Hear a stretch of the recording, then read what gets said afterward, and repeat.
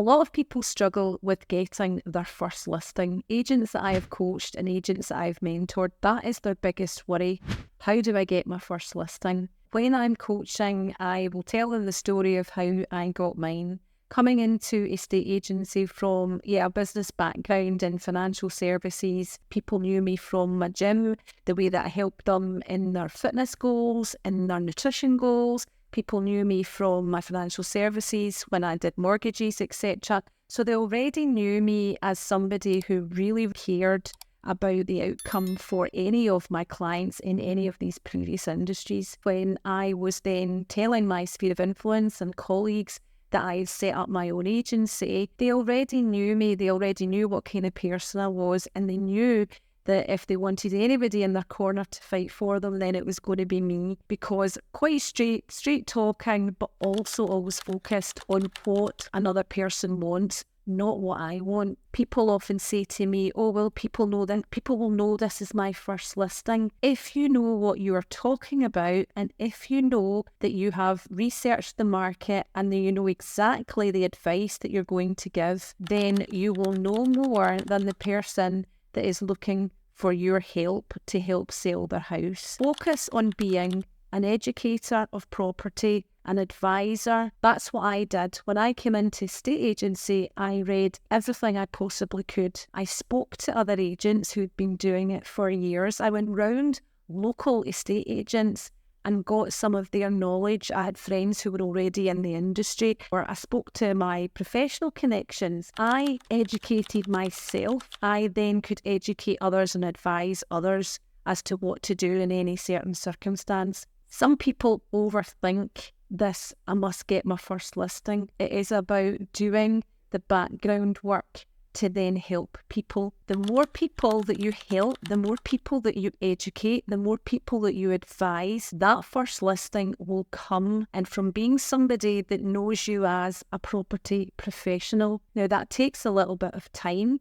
Some agents right away, a family member or a friend will say, brilliant news, you set up your own agency, will you sell my house? It does happen. That comes down to you being the kind of person that someone that you know knows that you will do your absolute best to help them achieve the right price with the least hassle for their property. So if you've no experience as an estate agent, then look at the qualities that you do have and focus on them. Is your attention to detail good? Are you a people person? Do people know you as someone that cares? These are all really important qualities in being a good estate agent. It's not about your photography, it's not about your marketing material, it's not about your promotional stuff. Are you a helpful person? Do you come to people from a place of contribution? Can you solve a problem for them? If you show these qualities and people see that in you, whether you've maybe been in another industry before, whether you've been in hospitality, whether you've been in the travel industry, whether you've been in the services, ambulance, whatever it is, if you've shown that you're the type of person that people can trust, they will bring their listing to you. If you have then done the training and looked at the market research that needs to be done to then be a property professional. I set up my own agency. I was a single mum, 4 kids. I needed to make this business work as I had previous businesses.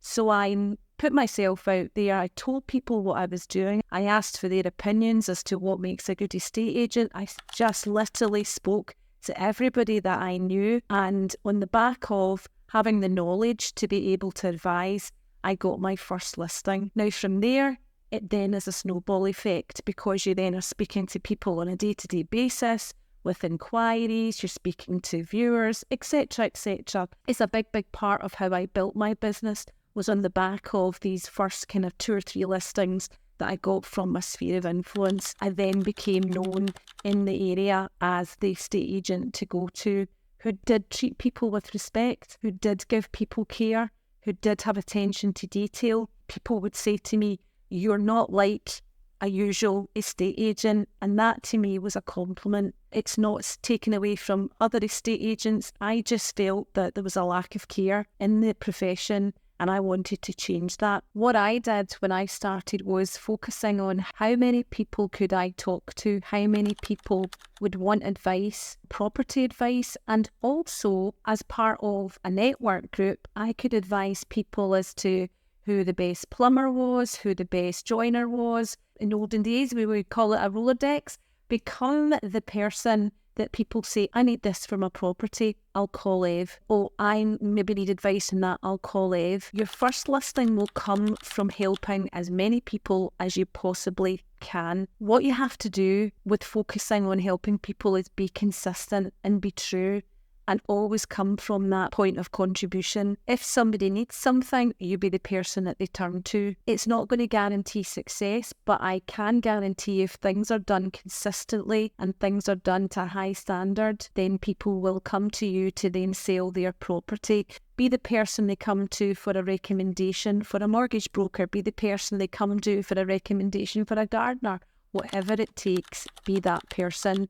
Be that property person that they will come to, and the listings will follow. If you're not sure how to set up your self-employed estate agency, then please watch this video here.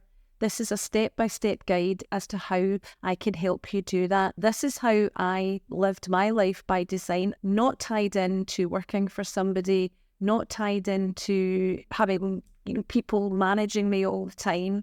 I manage my own business and I manage my own life.